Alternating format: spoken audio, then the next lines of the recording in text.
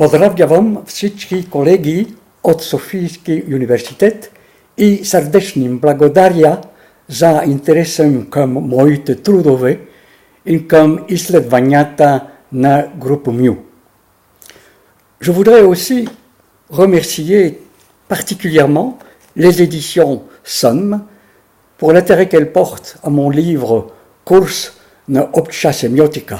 Et je profite aussi de l'occasion qui m'est donnée pour remercier le plus chaleureusement possible mon traducteur, l'intelligent Krasimir Kavaldiev, avec qui j'ai eu des entretiens très amicaux qui ont été fructueux pour tous les deux, ainsi que l'éditrice scientifique du livre, Maya Gorcheva. La sémiotique est une discipline qui se donne pour mission d'étudier la signification partout où celle-ci se manifeste et qui a comme objectif de décrire ses modes de fonctionnement. Elle est très souvent présentée comme une discipline complexe, purement formelle, une sorte d'algèbre abstraite, sans grand rapport avec la vie réelle. Dans mon livre, j'essaye au contraire de faire voir qu'elle a une utilité sociale.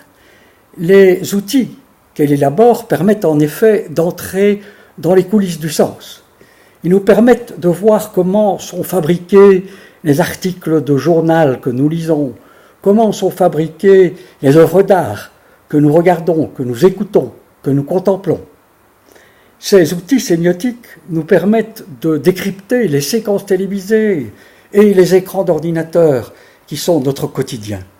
Et même les objets les plus quotidiens et les plus modestes. La sémiotique nous aide à les regarder d'un autre œil qui n'est pas l'œil de l'habitude.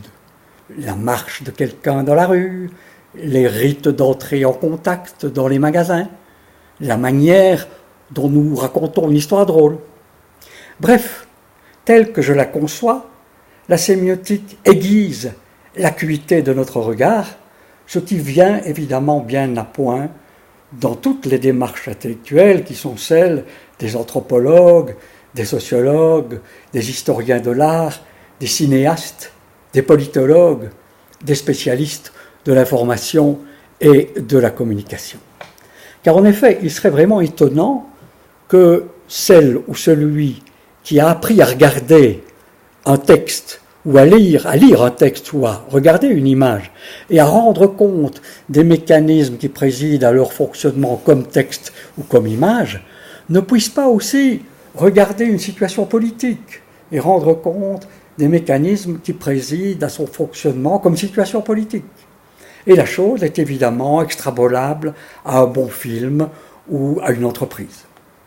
Une telle perspective ne peut qu'aider le citoyen à faire une lecture critique et donc libératrice de l'univers dans lequel il se meut. Ce n'est évidemment pas à moi de dire quels sont les mérites du livre que vous êtes en train de tenir entre vos mains, mais qu'il me soit permis d'insister sur deux des caractéristiques que j'ai voulu lui donner. Ces deux caractéristiques correspondent à la conception de la sémiotique que je viens de vous exposer. La première de ces caractéristiques, c'est que je ne me suis pas soucié d'être fidèle à telle ou telle école sémiotique.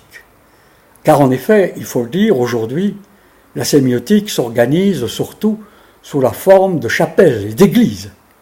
Ma perspective a certes été principalement dictée par la méthodologie structuraliste, mais celle-ci a été corrigée par les préoccupations sociales qui sont les miennes, ainsi que par des préoccupations cognitives.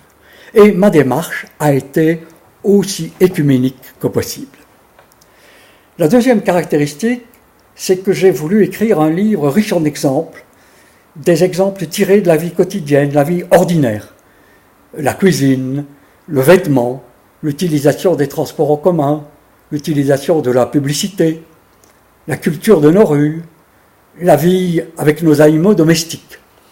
Cette variété des exemples, dont certains, je l'espère, sont amusants, cette variété d'exemples vise, outre à me faire comprendre, à faire comprendre la fécondité de la démarche sémiotique pour la compréhension de nos vies d'aujourd'hui. Je me suis beaucoup amusé à écrire ce livre, que j'ai conçu jadis comme un cadeau que je faisais à mes étudiants. À vous, maintenant, de décider si ce plaisir qui a été le mien est aussi le vôtre de plaisir. Et c'est ce que je vous souhaite en vous remerciant encore une fois.